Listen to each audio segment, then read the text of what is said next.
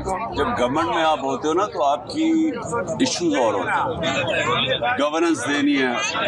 हमारा कोविड-19 के 2 साल आ गए, वो और क्राइसिस था, फिर हमारा फाइनेंशियल बैंकक्रप्ट मुल्क मिला था, वो तो डे टू डे फाइटिंग थी हमारी, और हम पहली दफ़ा गवर्नमेंट में आए थे, तो उसकी इसमें कोई शक नहीं कि वो बिल्कुल एक मुख्तलिफ किस्म का टाइम था।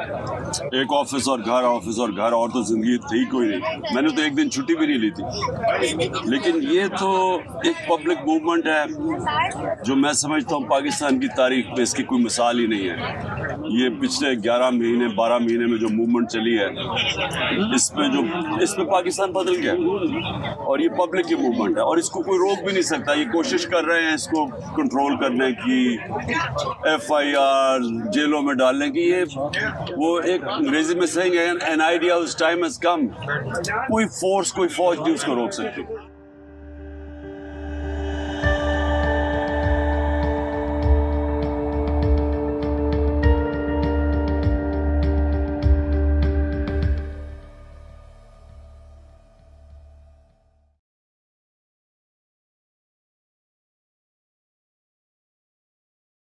ये एक साल बड़ा चैलेंजिंग था क्योंकि पूरा जो इस्टेब्लिशमेंट का ज़ोर था वो हमारे ऊपर था।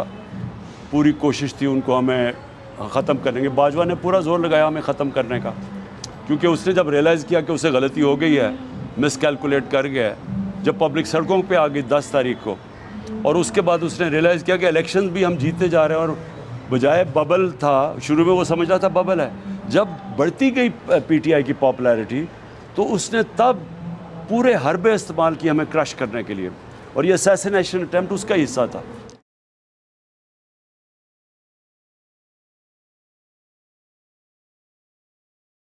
सबसे मुश्किल तो वो रात थी जिधर इन्होंने पूरी तरह 3 तरफ से हमले किए। घर पे रेंजर्स थे और मुसलसल फ्रेश पुलिस लाते रहे, हमला करते रहे, और हमारे लोग रेजिस्ट करते रहे, क्योंकि वो सब कुछ इलीगल था, उसका कोई कानूनी बेसिस नहीं था। वो एक मैजिस्ट्रेट के कोर्ट में अपेयर होने के लिए जो पहले ही हो रहा हूँ, श्योरिटी बॉन्ड भी दे रहा हूँ, तो इनके पास तो कोई जवाज़ ही नहीं था अरेस्ट करने का। इनकी बदनीयती थी या ये मुर्तज़ा टाइप कत्ल करना चाहते थे, और या फिर ये अरेस्ट करके और जेल में रखना चाहते थे काफ़ी महीने, जब तक इलेक्शन ख़त्म हो जाए। तो इनकी बदनीयती थी, तो वो उसका तो, लेकिन उन्होंने जिस इंटेंसिटी से हमले किए और जिस तरह यहाँ लोगों ने रेजिस्ट किया, ये एपिक स्ट्रगल थी। ये कोई भी पॉलिटिकल पार्टी इस तरह की स्ट्रगल इतनी ओवरवेलमिंग फोर्स से नहीं कर सकती थी जो यहाँ हमारे लोगों ने, वॉलंटियर्स ने जज्बे जुनून से लड़े।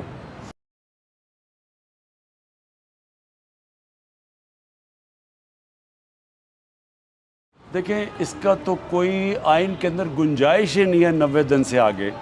ये तो आपको कानूनी माहिरीन होना चाहिए नहीं इस चीज़ रियलाइज करने के लिए कि 90 डेज़ की तो बड़ी वाज़ेह तौर पे आइन के अंदर है, और अगर आप 90 डेज़ से बाहर जाते हैं तो फिर तो कोई भी आप कर सकते हैं, फिर तो वाई नॉट 900 डेज़।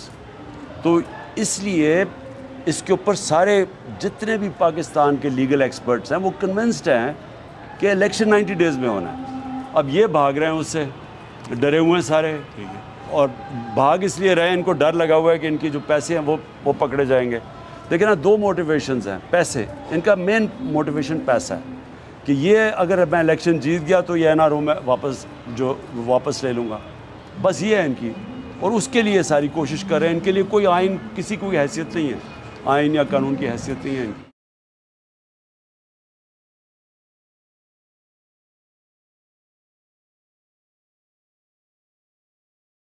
हमें कभी भी वायलेंस की तरफ नहीं जाना चाहिए, क्योंकि वायलेंस की तरफ आप जाते हैं वो कंट्रोल नहीं हो सकता। सही। वो वायलेंस की तरफ आप जाते हैं तो उसकी अपना मोमेंटम होता है। रेवोल्यूशंस भी जो होती हैं, ब्लडी रेवोल्यूशंस, उनको कंट्रोल करते करते बहुत देर लगती है। खुमैनी की जो रेवोल्यूशन थी ईरान की, वो 3 साल लगे कंट्रोल करते करते उसको, क्या अनडिस्प्यूटेड लीडर होने के बावजूद, बिकॉज़ वो फिर कंट्रोलेबल नहीं होती। तो इसलिए मेरी हमेशा कोशिश है कि हम कानून के बीच में रह के अपनी रेजिस्टेंस करें, या जेल भरो तहरीक पैसिव रेजिस्टेंस है, या फिर हमारे सारे एहतजाज पुरअमन होते हैं।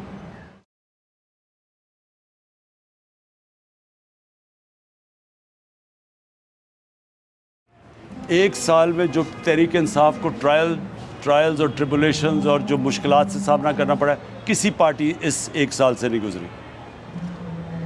कातलाना हमला किया, दूसरे भी दो हमले थे, ये कत्ल करने के लिए थे, जो यहाँ मेरे घर पे, और वो जो जुडिशल कमीशन जो कॉम्प्लेक्स में था वो भी कत्ल करने का था।